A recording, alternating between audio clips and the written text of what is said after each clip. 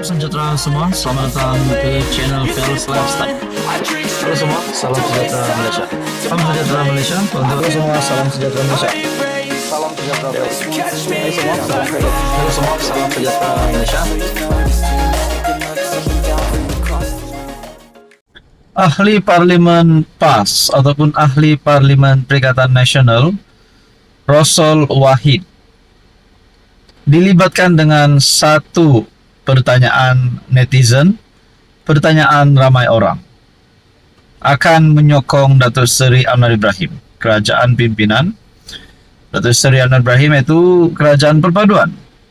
Adakah ini menjadikan beliau sebagai ahli parlimen ke-6 yang menyokong kerajaan perpaduan daripada pembangkang, ahli parlimen pembangkang yang menyokong kerajaan? Saudara-saudara yang amat dihormati, kalau nak sokong, sokonglah. Kalau Rosol Wahid, ahli parlimen Hulu Terengganu itu nak sokong Anwar Ibrahim, sokonglah. Kalau tak nak sokong, janganlah sokong. Tetapi kenapa timbul pertanyaan ataupun timbul isu ini? Akhirnya ini komen Rosol Wahid yang mengejutkan ramai. Rosol Wahid nafi akan isytihar sokongan kepada Anwar. Ahli Parlimen Hulu Terengganu Rosol Wahid menafikan dia akan menjadi wakil rakyat Perikatan Nasional terbaru yang mengalihkan sokongan kepada Perdana Menteri Anwar Ibrahim. Rosol yang juga ahli Majlis Pimpinan Tertinggi Bersatu berkata dia tidak pernah mengeluarkan sebarang kenyataan berhubung pengisytiharan sokongan kepada Anwar seperti yang disebarkan baru-baru ini. Penyebaran berita palsu itu adalah berniat jahat dan satu tindakan tidak bertanggung jawab pihak tertentu untuk menggugat kesepaduan parti dan menjatuhkan imej ahli parlimen PN dan Bersatu. Pendirian saya tetap teguh dan kekal taat setia bersama rakan pemimpin lain meneruskan perjuangan dalam PN. Dalam hantaran itu, dia turut melampirkan tangkap layar pautan berita dengan tajuk Sokong PM, Rosol akan keluar kenyataan esok. Melalui tajuk ini saja pun, tidak menampakkan bahwa Rosol akan menyokong kerajaan. Cuma saja tajuk itu, Sokong Perdana Menteri, Rosol akan keluar kenyataan esok. Itu masih gantung ayatnya, masih tergantung. Adakah Rosol Wahid akan menyokong ataupun tidak, itu masih gantung. Lainlah kalau dikatakan tajuk itu sokong PM, Rosol sahkan kenyataan itu, barulah kita boleh katakan Rosol Wahid sokong Perdana Menteri. Tapi kalau Rosol Wahid nak sokong, sokonglah. Kalau tak nak, teruskan saja perjuangan dengan PN, tidak ada masalah. Begitu juga Syed Abu Husin mendakwa seramai 7 hingga 8 lagi ahli parlimen PN akan mengikut jejak.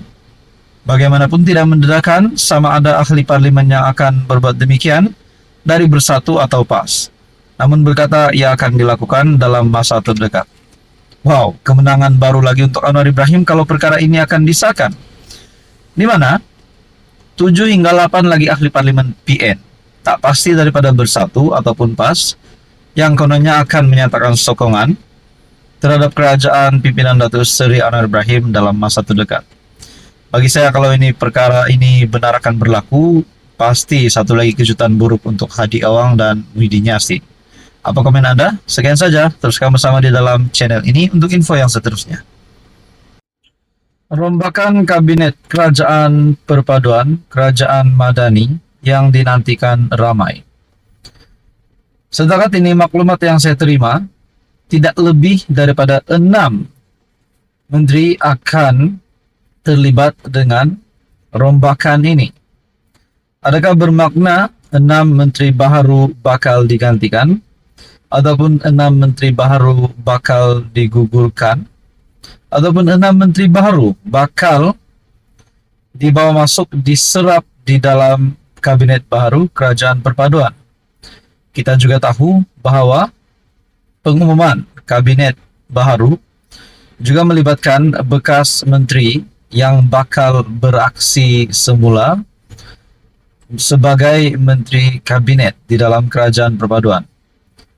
Bahkan diumumkan sendiri Perdana Menteri Malaysia Datuk Seri Anwar Ibrahim akan ada penambahan menteri baru tetapi dalam skala yang lebih kecil.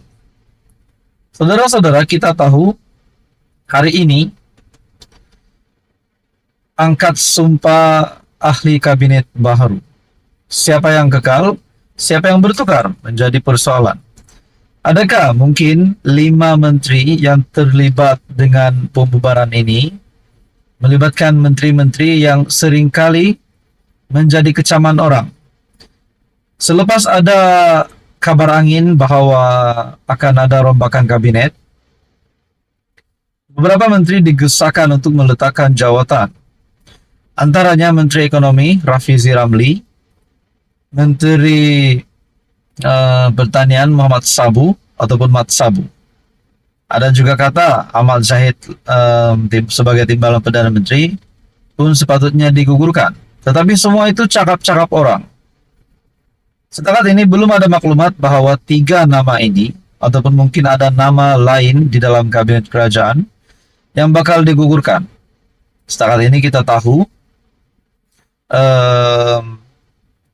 istiadat angkat sumpah di Istana Negara pada jam petang ini, pada jam 2.30 atau jam 3 petang ini, belum ada senarai. Tetapi saudara-saudara yang amat dihormati, disahkan tidak lebih daripada 6 menteri yang akan terlibat dengan pembubaran ini. Difahamkan rombakan ini tidak akan melibatkan lebih dari 6 orang dengan tumpuan kepada beberapa kementerian termasuk jawatan Menteri Kewangan kedua. Nah, ada juga kata ataupun gesaan sebelum ini memohon Anwar untuk meletakkan jawatan sebagai Menteri Kewangan supaya lebih memberikan tumpuan sebagai Perdana Menteri, kerja-kerja sebagai Perdana Menteri. Adakah rombakan ini juga melibatkan pertukaran portfolio? Mungkinkah Menteri Kewangan akan digantikan? Mungkinkah Ismail Sabri akan dimasukkan ataupun diserapkan semula di dalam kabinet? Mungkinkah Rafizi akan ditukar ke portfolio lain? Mat Sabu ditukar ke portfolio lain? Muhammad Hassan ataupun Tok Mat ditukar ke portfolio lain, ataupun begitu juga Zahid Hamidi. Nah, tuan-tuan dan puan, semuanya menjadi persoalan. Kita nantikan. Tetapi setakat ini ada 2 nama yang sudah mengangkat sumpah menjadi senator. Mengangkat sumpah di Dewan di mana Amir Hamzah dan Zulkifli Hasan mengangkat sumpah senator. Datuk Seri Amir Hamzah mengangkat sumpah sebagai ahli Dewan Negara. Majlis berlangsung di hadapan Yang di-Pertua Dewan Negara Tan Sri Wan Junaidi Tuanku Jaafar bersama-sama dengan Zulkifli Hasan.